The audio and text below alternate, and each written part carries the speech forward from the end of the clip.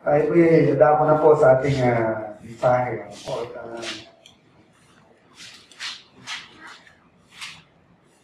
Bukas po tayo ng ating mga Biblia sa Aklat ni Juan. John 13, verse 17. Isa po ito sa mga favorite chapters ko. Ito yung event ng foot washing. Alam niyo po nung araw, isa sa paraan ng pagpapakita ng hospitality sa isang panauhin, hindi lamang yung pag-o-offer mo ng merienda o makakain, tubig. Kundi part of hospitality is to offer water, or not necessarily offer ka ng water, kundi yung paghuhugas sa paa ng bisita. At sa atin ngayon, parang walang meaning yan dahil most of our roads and streets,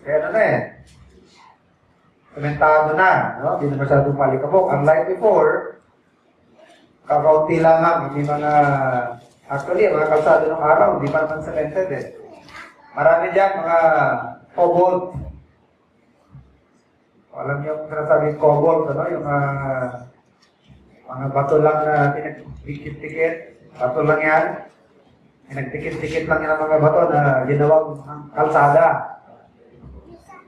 Oo. Hindi, pero malapad, parang kalye rin. So, ang mahilig gumawa niya, mga Romans. Kasi nga, masyadong lumawak ang Roman Empire. So, kailangan nila ng mobilization, mabilis na travel, papunta from one place to another. So sila yung nagpasimula ng paggagawa ng kalye ng mga Romans. So isa sa mga kalye na up to now, andyan pa rin, existing pa rin, nagawa pa ng mga Romano, panahon ng Roman Empire, yung Appian Way.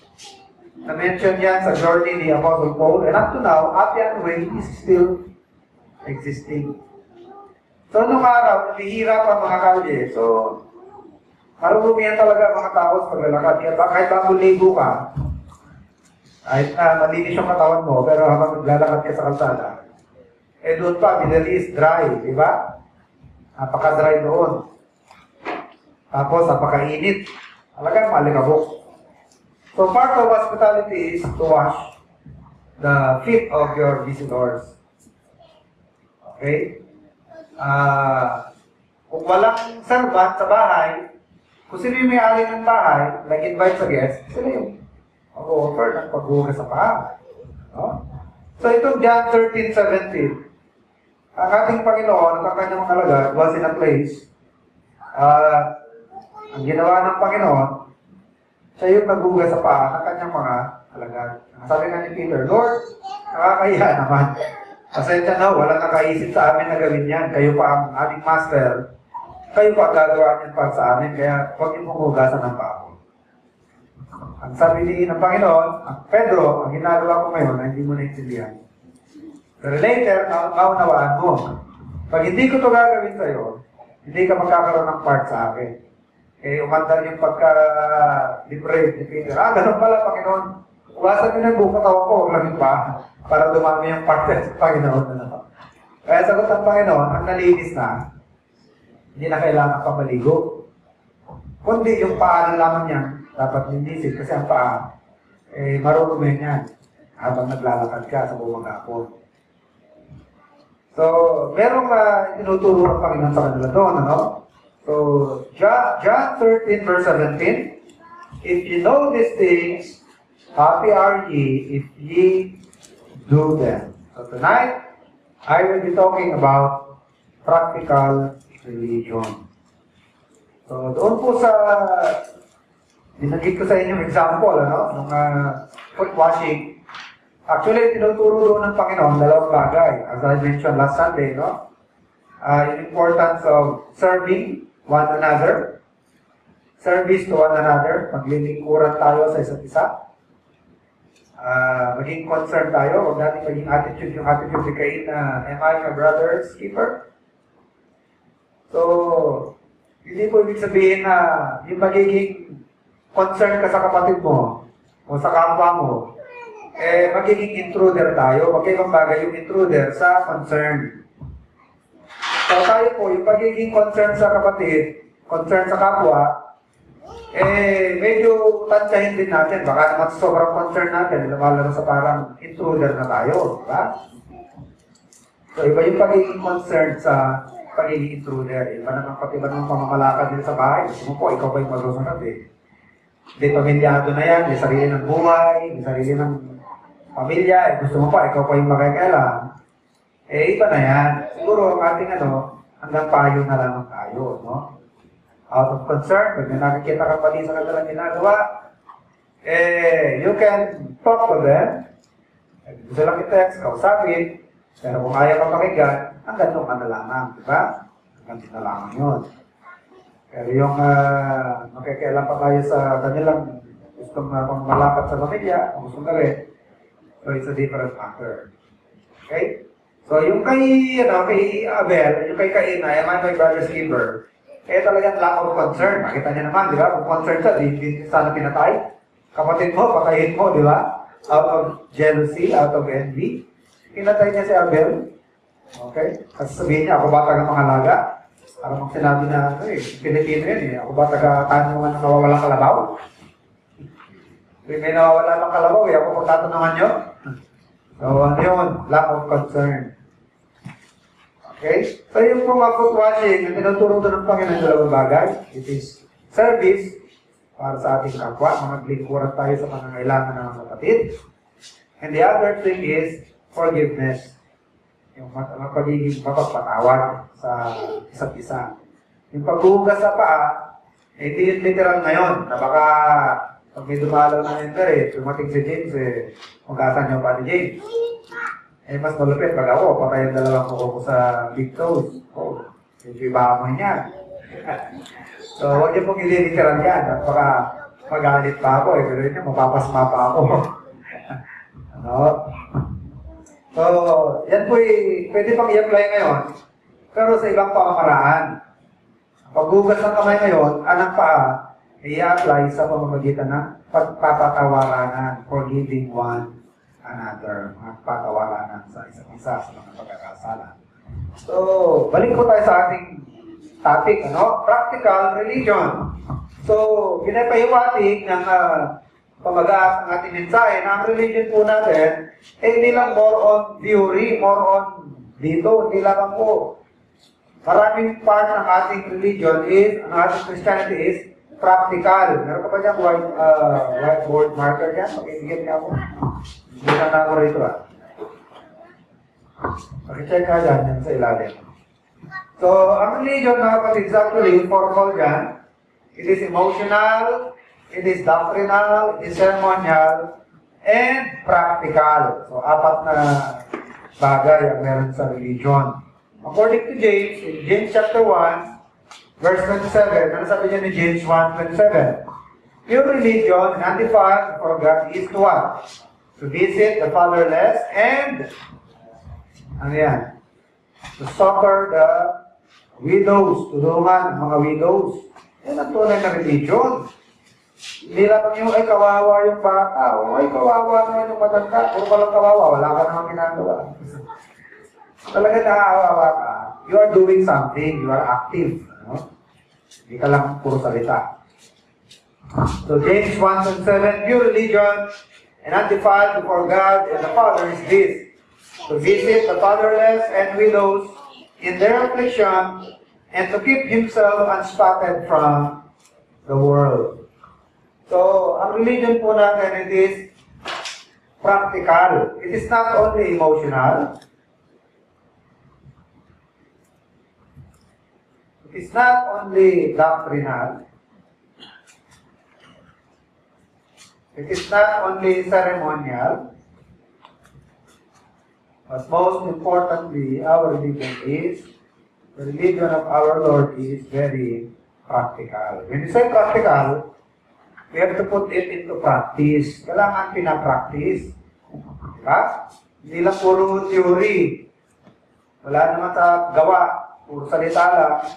Puro aral. Puro pakinig. Pero hindi naman nagagawa. Ang sabi ng James 1:22, but be you what?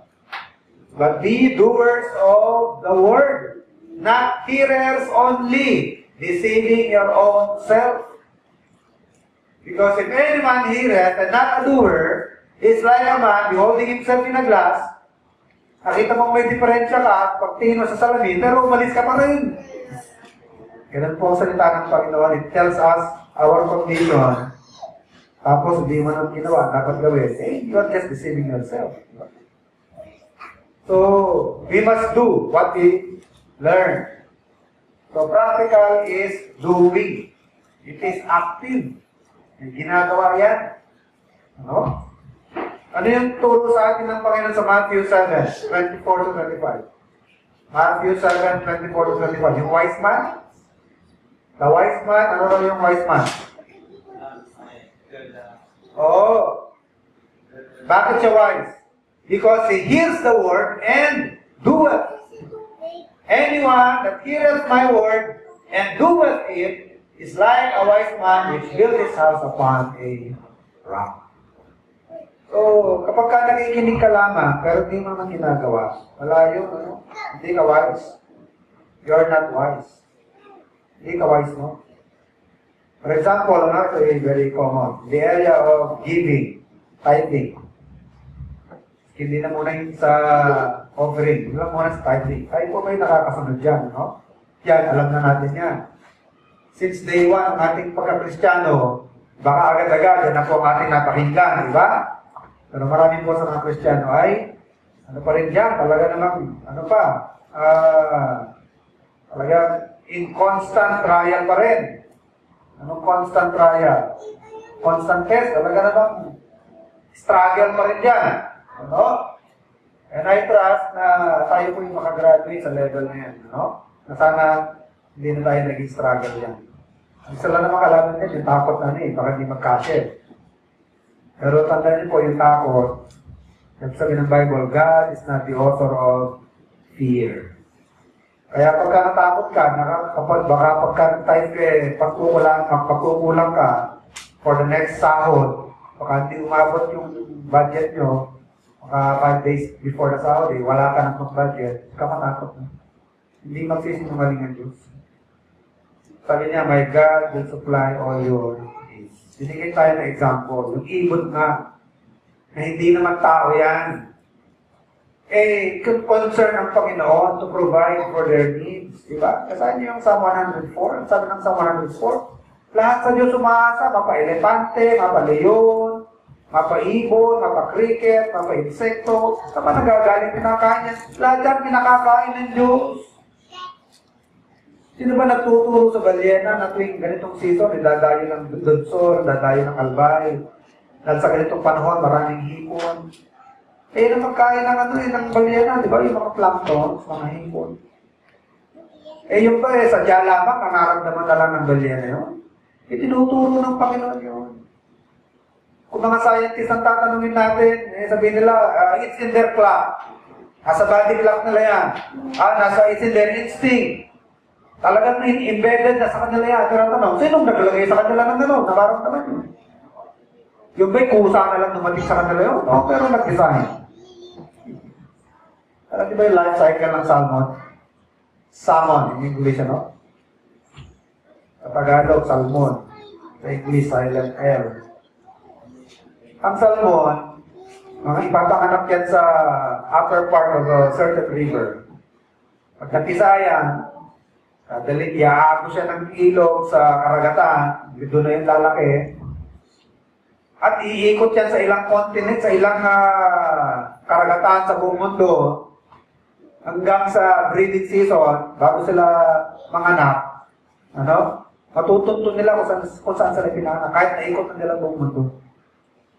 Kung saan sila isinila, matutunto nila yan.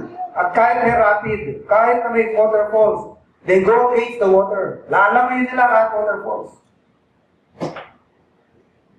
At pag narating nila yung lugar na sila nag-isa, doon din sila mangingitlog, at pagka-itlog nila, doon na sila namamatay. At yung katawan nila na mamamatay will serve as the food for the next batch of salmon na mapipisa. Pagkapisa niya, nakakainin niya, yung katawan ng nanay nila na by that time, bubulok na. And that will repeat the same cycle. Kaya kapag ka nagka-diferensya ng ilog dahil doon na nagtatapon ng mga pollutants, mga pabrika, doon na naglaban, doon na lahat nagtapon. Sira ang cycle naman. Yan mga kapatid, aksidente lang ba yan na dumating sa katawan nila yan? Ang sagot ng Psalm 104, lahat yan sa Diyos nakakanga. Lahat sa Diyos umiiyak. Kapag ka nagdamot ng Diyos, patay sila. Kaya po ang Diyos nagmamalasakit sa hayop. Hindi ba niya tayo magmamalasakitan? Sabi nga niya, ibon, hindi naman nag-aararo yan. Kumakain araw-araw yan. Kaya pag tao, hindi ko pakakainin. Kahit wala kang trabaho, hindi ba? Imposible ba sa Diyos na magpakain kahit wala kang trabaho? Diba? Hindi ko wala kang ginagawa. Ginagawa mo naman ang effort mo. Ang part mo, talagang wala. Pero hindi ba napansin na may trabaho, walang trabaho, pareho tayo nakain. Noon na ang support ko is 250 a week, kumakain ako. Nung lumaki na, ganun din, kumakain. Pero walang pinag-iba eh. Lumaki ang pera, lumaki ang sahod, lumiit, parang kumakain. Kasi ang Diyos hindi magsisinungaling. Nung malakas sa pagkumita, kumakain ka.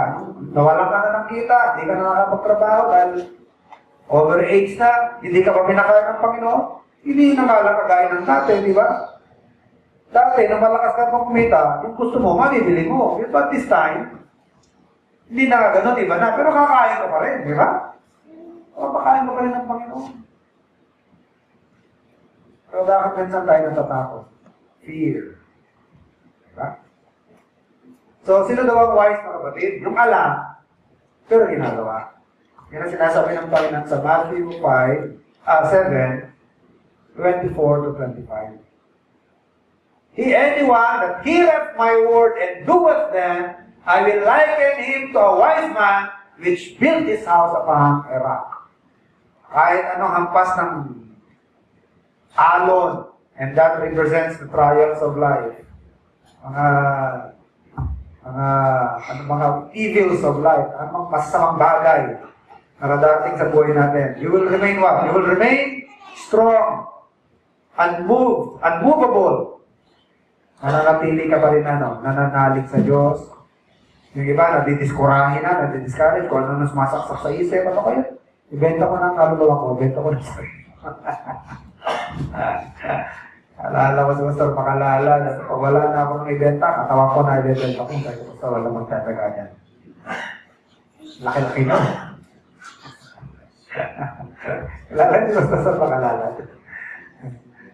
Ay ko, wala mong tiyataga sa katawan. Bibenta niya ako tawan. Oo, may tagasan. Medyo mag-hero siya, kaya pinadaan ko rin sa biro. So, tayo po'y aalalayan ng Panginoon. Tayo po'y susuplayan ng Panginoon. So, ang blessing is nasa doing. It's not in the knowing. Maganda yung alam mo, kasi hindi mo magagawa kung hindi mo alam eh. Pero hindi sapat yung alam mo lang. Kailangan yung nalaman ay gagawin. Kahit sa Great Commission, di ba? Teaching them, sabi sa Great Commission. Great Commission. Teaching them, hindi lang teaching. Teaching them to what? To observe. Ano yung sabihin ng observe? Observe ba? Tumingin, di ba? Observation. Ang ibig sabihin ko ng observe, i-practice. Kaya pag sinabi, mag-observe tayo ng Lord's Supper, ha? Di ba? Ano sabihin ng observe doon? Mag-Lord's Supper, sabihin ng observe. Pag sinabi ng observe silence, diba? Patilihin, naging tahimik. Observe cleanliness. Practice ang kalinisan. Pag sinabing teach them to observe, teach them to practice whatsoever I have commanded you. And lo, I am with you always until the end of the age. So, ang Great Commission, hindi po nagtatapos sa pagtuturo lamang. Yan po mapufulfill ang Great Commission. Kapag yung natutunan ay ino-observe na ginaganap, turuan mo silang ganapin sa Tagalog, ang lahat ng ating mga pag-uutos.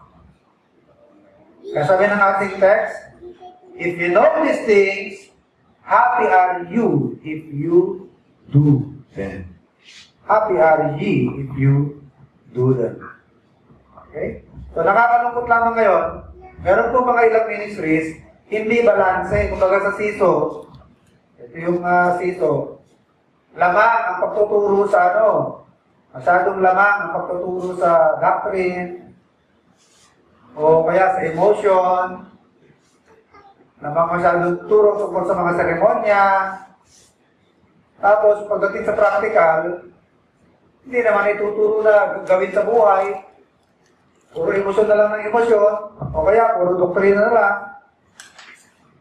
Kaya, hindi rin po maganda yung masyadong marami na tayong nalalaman, tapos hindi naman nagagawa. Kaya nga ako'y talagang kada hirap sa pag-isip, ano pwede gawin ng simbahan natin para madaming natin narinig, wala naman tayong ginagawa.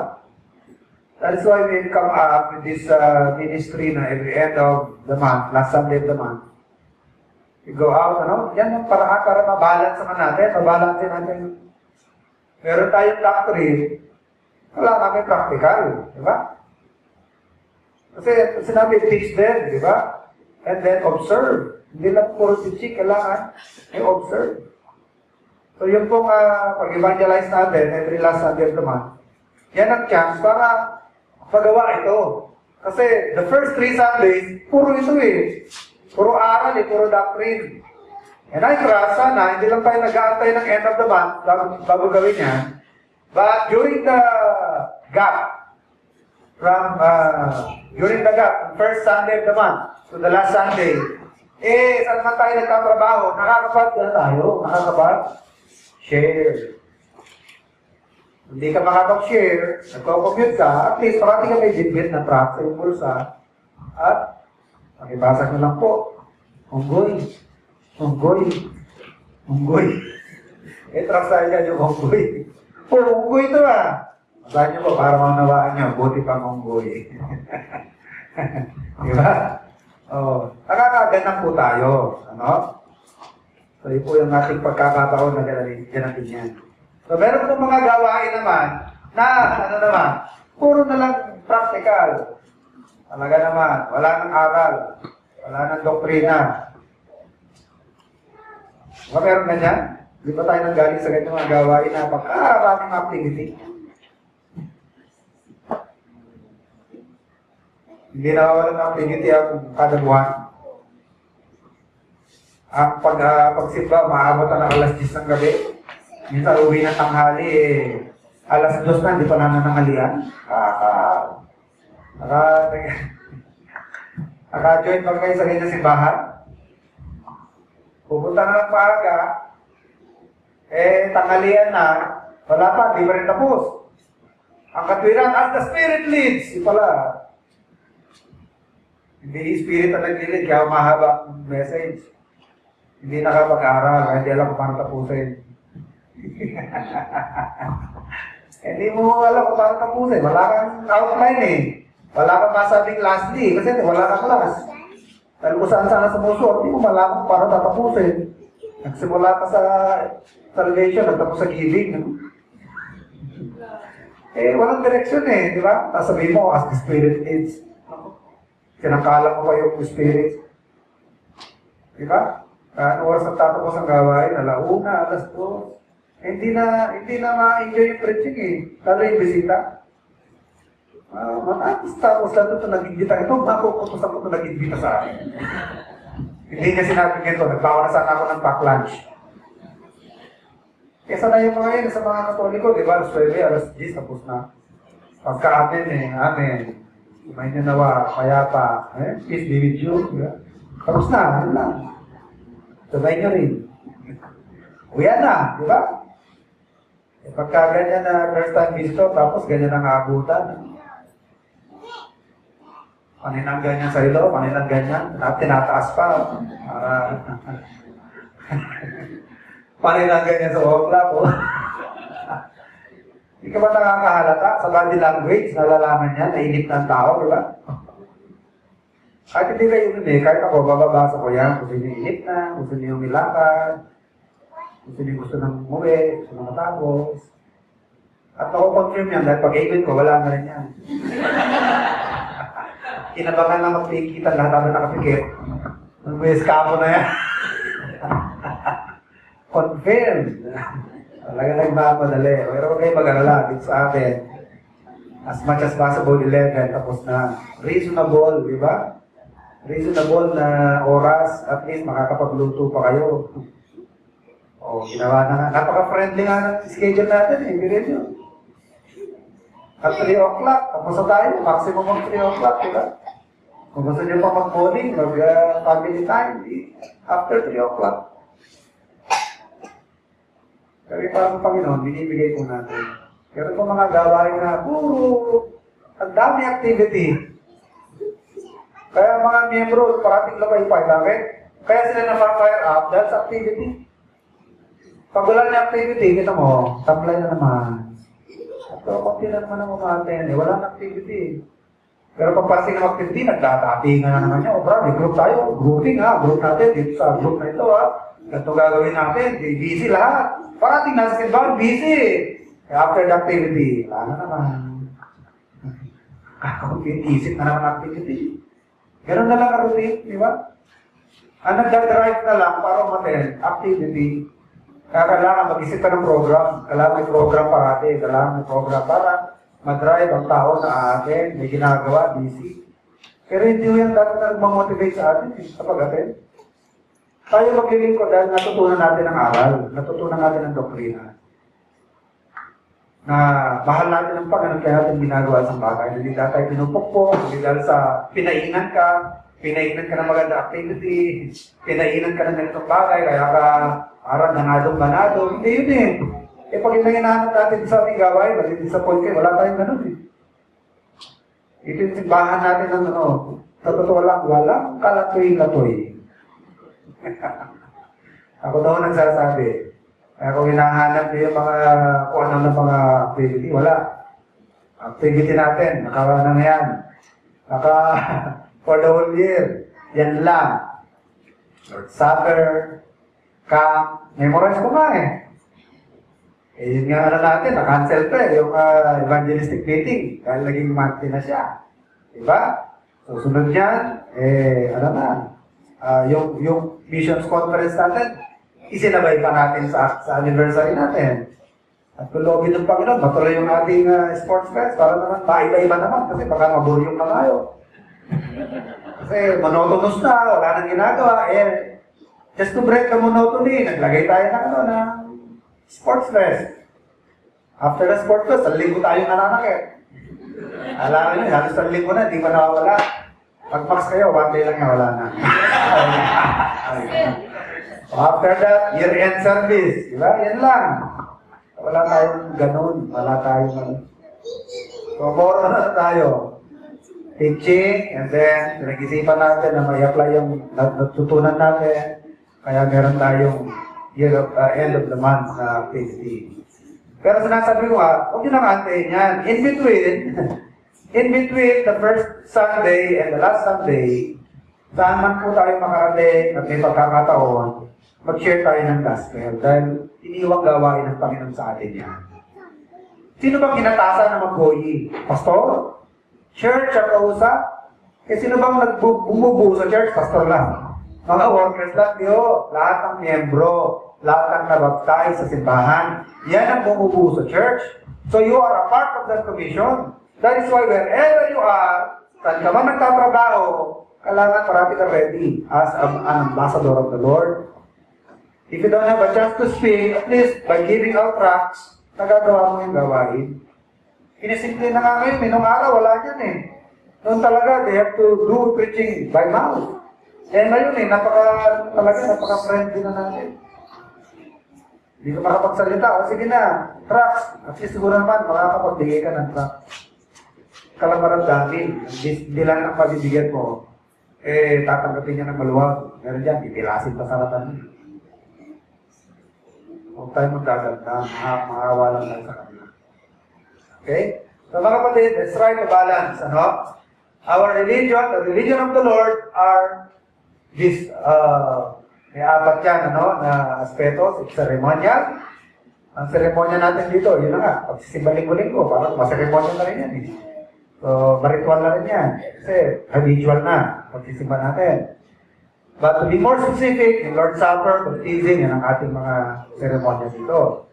It is emotional. Bakit? Sometimes through the preaching, na-inspire. Di ba? May inspiration tayo natatanggap through the preaching. Sometimes through the preaching, we get convicted. We cry in our hearts. Sa puso natin, umiyak tayo sa mga bagay-bagay na kinokonvict ka ng Holy Spirit. Mga failure. Kinokonvict ka sa mga failure mo, sa mga pagkakasala mo. So it's emotional. But sometimes, ang effect ng preaching, elate.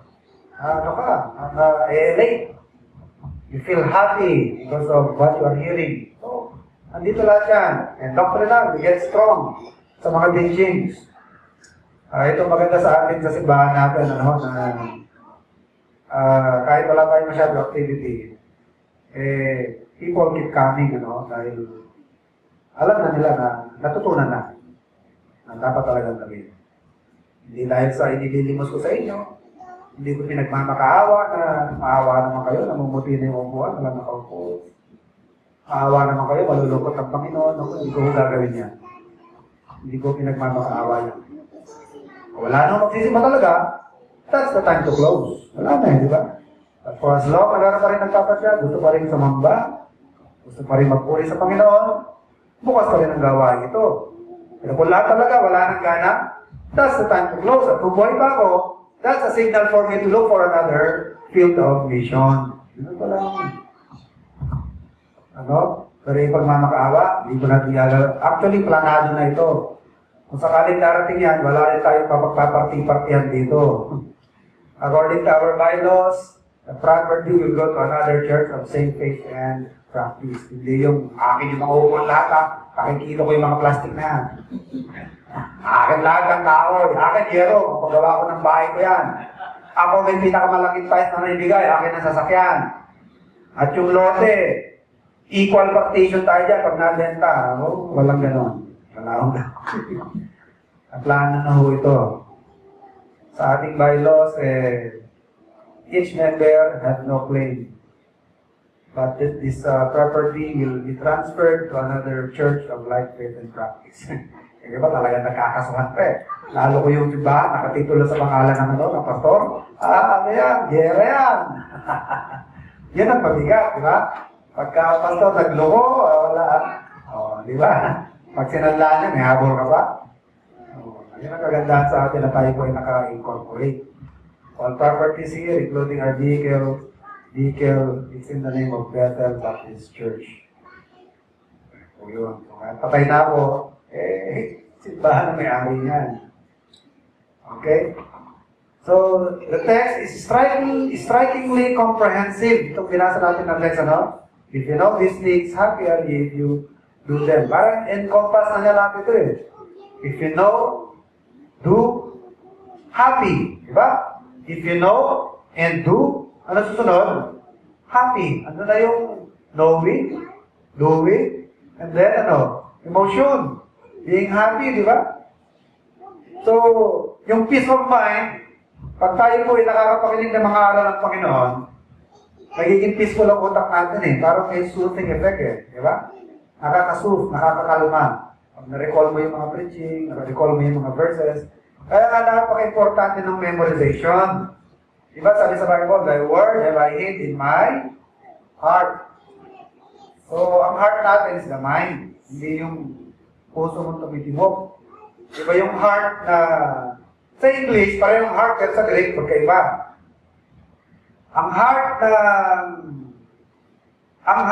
Merong heart sa Greek, ang katumbas niya sa English is heart, pero sa Greek is nous. Meron din namang heart sa Greek, ang katumbas niya sa English is heart, pero sa Greek word is cardia. Pero pag tinranslate mo sa English, parang yung heart. Pero pag binalikan mo sa Greek, dalawa ang heart nila. Kakardia, yun yung tumitibok. Pero yung heart na tinutukoy sa English na kakardia, it is the nous. Ito yun, utak. Kaya nga, nous neuron, di ba? Neurology. Utak yun. The mind is here. It is the heart. Thy word have I hid in my heart. So, hindi naman yung sabihin niya na marami ka nakukot, nasa utak mo na, nasa puso mo na, hindi rin ho. Ang ibig sabihin natin, it's in my heart, is nasa puso mo. You take it to heart. Pero, it will all start in what? Memorization. Wala ka namang isa sa puso na salita ng Panginoon kung in the first place, hindi mo na memorize, di ba? Tama? Kahit ka jumble yung wordings eh. Basta yung konsepto nandun eh. Di ba kalimitan naman, you know? Ako nga, pag nagko-quote na, hindi ko na hinahanap sa Bible, hindi 100% na verbatim eh. Or word for word, ganun yung pagkakasulat sa Biblia, ganun ko nasasabi. Pero pero yung concept nandun. So before you take it to heart, sige, talagang isinasa puso mo na, minamahal mo na sa puso mo, at pinapractice mo na, dapat na memorize muna natin. Kaya napakainam yung ginagawa natin dito natin. May Bible reading tayo. Meron pa tayong scripture memorization, yung topical. Diba, topic natin ngayon is for this month is justly, justification, justice. So, maganda po yan. Okay? So, knowing, if you know, sabi ng Panginoon sa John 13:17, if you know these things, you are happy if you do. So, very balanced, di ba? Knowing, you do, you practice, and then happiness will result. So, yun ang magko-compensate sa peace. It will supplement the peace of mind. Yung mga natutunan natin sa doctrine, mga narinig natin na doktrina, pagbibigay ng peace of mind sa atin yan, makakalma tayo yan. Ngayon, pag in-apply mo na sa buhay mo, pinractice mo na, madadagdagan pa yan ng happiness. So, nasusupplement pa siya ng happiness. Kagaya ng salvation. Tuwing pinag-uusapan ng salvation, it thrills my heart always. Natutuwa ang puso ko niyan. Pero kapag ka na-share mo sa taong gospel, pero pang dagdag na tuwa yan. Hindi ba na-experience yan na nung nag-evangelista, meron kang nakakausap sa gospel? At very positive siya na papakinggan niya, di ba? Uwi ka sa bahay mo na, no? Tuwan-tuwa, di ba? You are happy. Minsan, kahit hindi siya nag-positive ang response, nakikipag-debate, may tuwa pa rin, di ba?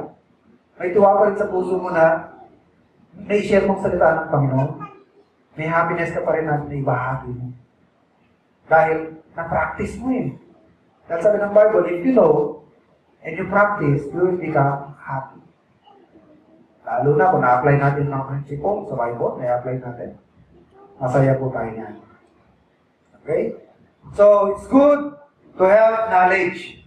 But not just knowledge, any knowledge. It must be what? The right knowledge. Kailangan, sabi ng Bible, if you know, you are happy if you do. Pero kailangan, yung nalaman natin, kailangan, tama. Dapat tama ang ating nalalaman. There is a need for us to look for the proper church. Dahil proper na church yan po nagtuturo ng tamang pangangaral. Dahil marami pong gawain ngayon, kopya-kopya lang yan. Maraming gawain ngayon, hindi talaga authorized ng Panginoon. Walang authority. Hindi unauthorized. Sariling sikap lang. Dahil yung isang tao, inalaman lang ng konti sa Biblia, at mukhang marami na nakikinig sa kanya, lumakas lalo loob niya, kaya ng sarili ko simbahan. Diyan simula marami. Di ba? Andiyan na yung dating daan. Andiyan na yung mga Assemblies of God. Ang ibang Baptist, gano'n na rin. Ibang Baptist gano'n, hindi naman ng authority. Pag maisipan na lang. Tuwing umaga, kausap ko si Pastor Basido. Tuwing umaga, tumatawag yun. Sabi niya, alam nga ako, Pastor kaya nakapagsimula ng gawain dahil nagalit siya sa kanyang pastor. Nag-aaway sila, talagang debate sila. Ngayon, yung pastor na yun, kaya naman immorality. Ilang yung people na yung kanyang nirate. Gusto, pa rin siya. Talaga nagagalit yung pastor niya dahil immorality na yun eh. Sa galit niya, lumayas siya. Pag-away muna. Nagalit niya, nagtayo siya ng sarili niya. Pinagtatawanan siya ng isang kuberkano pastor. Gawin ko, walang authority at pigilan mo nga yan. So, para walang masabi, kumuha ng authority. Binigyan naman. Isang Bible Bap na, pastor, binigyan naman ng authority. O, di yun. Meron na siyang authority. Pero in-authorize, bagsak sa qualification. Ano bang qualification sa 1 Timothy chapter 3? If any would like to be a bishop, he must be what? Andun, ang kanyang failure. Ano ang kanyang failure? He must be blameless. Bagsak siya ron. Not greedy of filthy lucre. Bagsak din siya ron. Not a striker. Not a brawler. Hindi palaway, aba? Kahit wala kalaban-laban, binabanatan noon. Kasi meron isang estudyante na nagtanong. Tinanong siya, hindi niya alam masagot, para siya napaya. Eh, ano yun? Pilay. Kakapit siya. Lagay mo nga yung paa mo sa akin. Ay, nandiyan yung matino.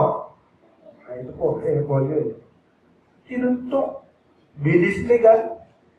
Walang kamalay, walang kalaban dati. Napahiya ka lang at yung tanong, hindi mo nasagot eh. Nasundan pa yun. Pinati ka pa yun. Tinalo sa puwet. Parang tata. O, ngayon, authorized ba yung gawain na yun? Wala lang mga kapatid. Pero malaki yun. Malaki yung gawain na yun. Hanggang ngayon, malaki pa rin yun.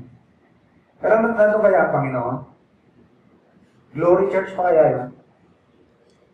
Andun pa kaya ang ilaw ng Panginoon? Andun pa kaya? O kaya lang umaandar sa galing na lang ng organization? Charisma na lang, dynamic na lang yung leader. Hindi na power of the Spirit, power of the flesh. Marami nga nagsasabi ng pastor din, kapwa-pastor, lalo ni malalapit sa kanya. Hindi nila maligtas itong tao ito. Pastor, pero hindi ligtas. Wala sa kanyang katangian ng tao na ligtas. Kasi ang tao na ligtas, may humility, di ba? May humility yan. May compassion. Walang compassion. Pag sinabi mo nga doon, si pastor na, ha? Buhay ka ba yun? Akala ko patay na. Ini-wish mo pa na patay na sana yung pastor na isa. Kaba mo pastor. Kahit sabihin mong biro lang, di magandang biro yun. Ha? Buhay ka pala yun? Akala ko patay na yung tao mo. So maraming ganyang gawain na hindi authorized ng Panginoon. So it's good to have proper knowledge. It's good to have knowledge kasi hindi mo magagawa ang bagay na hindi mo alam, pero kailangan you're getting the right knowledge. Kaya hindi po natin in-encourage sa mag-a-attend tayo sa ibang gawain. Kasi kung mapapatpat ka sa isang lugar, isang katulad na iba, kaysa naman sa hindi ako makakapakinig. Pagtyaga ako na lang kung anong meron. O di pumasok ka sa isang gawain na Pentecostal. Marami kasi naglipa na Pentecostal, di kung saan-saan yan. Alam nyo, sa bahay na lang kayo kung nag-aangat kayo magpuri. Wala namang puring tinatanggap ang Panginoon sa ganung gawain eh. Hindi naman una, hindi yun authorize yung gawain. Di ba? Meron bang pinayagan mag-practice ng religious activity maliban sa simbahan ng Panginoon? Hindi naman simbahan ng Panginoon yan. Hindi nila nag-glorify ang Panginoon. At yung pagpupuri nila, pagpapalapalapa, pagtatas ng kamay, hindi tinatanggap ng Panginoon yun. Dahil ang glory, nire-receive lamang ng Panginoon sa kanyang church. Ephesians 5:21, unto Him be glory in the church throughout all ages, world without end. Kahit mga katwiran natin lang, isa naman na wala ko na atin na, pagkala ko naman yan. Dapat pa kasi nagpunta ka dyan, ilan mo na walang mga, di ba? Magpuri ka na lang sa bahay mo. Tatanggapin ka ng Panginoon nyo, di ba? Diyan ka na lang sa bahay mo. Magpuri ka mag-isa. Skype. YouTube tayo. Magpuri ka na lang mag-isa. Kaysa attend kasi sa gawain na hindi naman sinanksyon ng Panginoon, hindi naman in-authorize. Hindi mo malulwalhati ang Panginoon doon. Kinagagalit nga ng Panginoon yung ganung gawain. Actually, hindi naman ulit yun eh. Mag-solo ka na lang. Isa ka na lang. Doon ka na lang sa bahay. Wala ka mahanap. Pinakamainam niyan, magsimula ka ng Bible study mo. Kasi wala ka na. Kung magtatagal ka sa lugar na, pero kung transient ka lang, kunyari, nagbakasyon ka lang, inabot ka ng Sunday, o hindi mo inaasahan, bigla ka na pa-extend ng Sa pang-araw, inaabot ka na ng Sunday. Siyempre, isang Kristiyano, ang hanapin yan ay gawain ng Panginoon. Eh, pagpasa, hindi mo naman agad-agad malalaman kung ano yung pinapasok mong baptism yun, kahit baptism pa yan, di ba? Pero pag sa unang ano mo pa lang, nahalata mong parang hindi na, kung hindi na gawain ng Panginoon, tumayo ka na. Parang si Joseph yan na, baga nasilo, isang nasilo dun sa bitag ni, ni Mrs. Potiphar. Nung makakita mo ng intensyon, aba, iba na to, iba na to. At tumakas ka na, tumayo ka na. Hindi ito gawain ng Panginoon. Iba ito. Kakaiba. Ibang nararamdaman ko. Umalis ka na. Kaya, mag-pray ka na lang sa bahay pag-puri sa Panginoon. Sa bahay. Sa hotel. O saan ka nakatira. Okay? So, men in all ages have striven to know, to do, and the goal was happiness. Sa lahat ng kasaysayan, ang tao ko'y nag-angad. Ano? Na alamin. Ano kaya meron sa buwan? Agad lang pinakarap. Ano kaya meron dyan? Parang cotton, ano? Parang marshmallow. Ano kaya meron dyan? Ilan daang taon ng tao ko'y nangangarap hanggang sa posible yatang marating yan Kasi isang mga tao palobo ng balong. Shhh! Kung tatamihan ko pala ng hangin yan, baka umabot sa buwan. Diba? Action and reaction. For every reaction, there is an equivalent reaction. So, doon nagsimula yun So, kung meron palang magpo-propel, yung force ng hangin will cause the balloon to accelerate, to go up. Kung mahaba ako pala yung supply ng action para to push the rocket up, na kaya tumagal ng ilang araw, mararating ang buwan. Nakakulan na nila yan Kaya kami sabi sa geometry. Meron pa naman tayong panukat na metro, abutin mo buwan. Matatansya mo yung tagal ng paglalakbay, wala. Kaya may geometry, angle lang yan. Angle ng sun, angle ng moon. Nane-measure nila yan. So, natanda nila yan. Nakarating ang tao sa buwan, di ba? Naging masaya ba ang tao? Hindi lang tao, buong mundo sumaya, di ba? Achievement ng tao yan, di ba? Kaya yung pagdating sa buwan, one great leap sa palaging hakbang, mga tao yan na narating ang buwan. Kaya pag sinabi mong narating ng buwan, common na yan, kasi pinupunta ng tao ngayon, hindi lang buwan, Mars. Alam niyo ba na may programa ngayon na maglalagay sila ng tao sa Mars at pag dinala nila wala nang uwian? At isa sa mga pumirmang mapunta dyan, 4 na Pilipino. Itatrain sila ng ilang buwan, sasanayan sa NASA. At pag dinala sila sa Mars, wala nang alisan. Pero nang station dun Siguro may sapat ng oxygen na maglalas until their lifetime. At tubig na maglalas until their lifetime. Justin Bieber yata, pumirma na maganda, pumunta na nga sa room. Fornicator siya. Marami pa naman siyang mga idol sa kanya. Tapos kung sino-sino yung babae niya. So, merong 4 na Pilipino na nag-sign up at itetrate for the journey to Mars. Pag dinila sila ron, doon na sila hanggang kamatayan. Sino ang gusto rin dito sa mga dito? Nakakatakot. Pero wala namang plano ng tao na hindi na pinag-iisipan. Talaga, alam nila na mabubuhay sila ng lifetime, hanggang kamatayan nila na hihinga pa rin sila doon. Kaso lang, hindi normal dahil kailangan hindi ka lalabas doon sa warehouse o sa cubicle, kung saan ka. Ito ka lang. Baka iskapin nila magtanim ng pechay, kung kaya nila. So, yan ang pinakamalapit na planet, di ba? So, ano nga ng tao? Happiness. They seek to know. And then they did. Pinag-form nila kanilang mga natutunan. Na-achieve nila, nakarating sila, nagawa nila. Anong hanap nila? Happiness. Pero wala nang tatalo sa happiness ng Kristiyano na inalamang salita ng Panginoon at ginawa. If you know these things, happy are ye if you do them. Wala nang tatalo. Yun hanggang lupa lang ang effect na, di ba? Hanggang panlupa lang. Pero yung ginagawa natin, it is like investing treasures in heaven. Alam niyo po ba, paingatan niyo mga kapatid? May nabasa ako it caught my attention. We only keep what we give. Ganda, no? We can only keep what we give. Napaka-ironic. Akala mo, yung makikip mo, yung hindi mo binibigay, tinatago mo sa sarili mo. Hindi mo pala makikip yun. Ang makikip mo, yung binibigay mo. Kasi binibigay, when you're giving of yourself, you give your life for others, you give effort for others, may reward sa langit yun. Pagdating na langit, andun ba yun? Nagala pa yun. Kaya yun, ako, mabubuhay lang ako para sa sarili ko. Ayoko mamahagi ng oras, ayoko mamahagi ng tulong, ayoko mamahagi ng kahit ano. Wala. Pag namatay ka, ikaw lang dala mo sa sarili mo. Sarili mo lang dala mo. You are saved, yet so as by fire. Nasa langit ka nga, pero sarili mo na dala mo. Pero yung makikip mo pala, madadala mo hanggang langit, yung mga binigay mo. Binigay mo ang oras mo para sa iba, nag-share ka ng pera mo, na resources mo, nag-share ka ng panahon para sa iba. Yun pala nasa langit, madadala mo. Kaya tuwa ako na sa nabasa mo, you can only keep what you give. All along, ang isip ng tao, they can keep what they save. What you save, you can keep it. No. You can only keep what you give.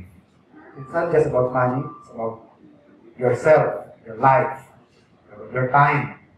Oh? So you will not do to divide this double duty. Hindi po bra yung gusto mo lang, alam. Kaya marami naging kulto eh. Gusto lang alam eh. Yun, dumami alam, yung abang. Yung naging kulto, hindi mo pwede puro gawa lang din na walang alam. Baka yung ginagawa mo, mali na. So hindi mo pwedeng half-half. Kailangan balance. Knowing and doing. Kailangan balance yan. Pakibasa po yung Luke 12:47. Ibisa na po natin. Luke 12:47. At dito tayo maka-close. At may outline, dumadating sa close, ano? Pag walang outline talaga eh. Hindi alam kung paano tapusin. Nasa close na ho tayo. Last verse na yan. Luke 12:47. Pakibasa po.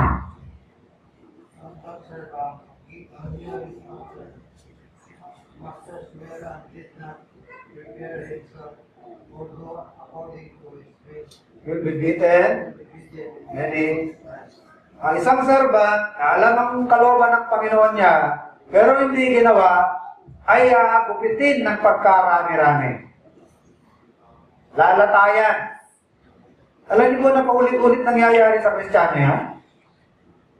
Alam mo na kalooban ng Panginoon, hindi mo ginagawa, ay puro latay ka, bunga ng kalokohan mo, bunga ng katigasan ng ulo. Amen? Kaya kahirap na hirap, kaya maraming latay mula sa Panginoon dahil sa maraming bagay na alam na natin, pero hindi natin ginagawa. Yun, ibig sabihin nun, you will be beaten with many stripes. He that knoweth the will of his master, and do not do the will of his master, will be beaten with many stripes. At yan po ulit-ulit na nangyayari sa atin minsan, mga Kristiyano. Alam na natin ang kalooban ng Panginoon, yan tinutupad. Matigas pa rin ang ulo natin. Kaya tayo po yung nalalakay, bunga ng ating kariling mga pagkakamali, bunga ng ating mga kasalanan. So para maiwasan yan, alamin natin. Tapos malaman, isagawa. Because the blessing is not in the knowing, but in the doing. So before I close, put niyo sa inyong mga personal prayers. Prayer po ni Sister Melanie, safe trip of Ronnie to Bacolod tomorrow. 2 years contract to, brother? Wala kang brother. At least, compensate na kanya at nalalapit sa kanyang mga loved ones sa Bacolod. So let's pray for safe trip of Brother Ronnie tomorrow for Bacolod. Doon siya na-assign ng kanyang kumpanya. Ganun kasi tiwala sa kanyang company, kaya kahit anong request niya na dito na lang, talagang siya yung papadala. Veterano na siya sa trabaho. Fernandez family, Thanksgiving, last Saturday film showing, and recommendation letter from Cavite. Saturday film showing on August 17, and spiritual strength, last study, safe travel every day. So, paki-forward ulit. So, yung po lamang, tayo din tumayo, tayo din magbukas sa ating mga. Brother Luisito, paki-close tayo si prayer.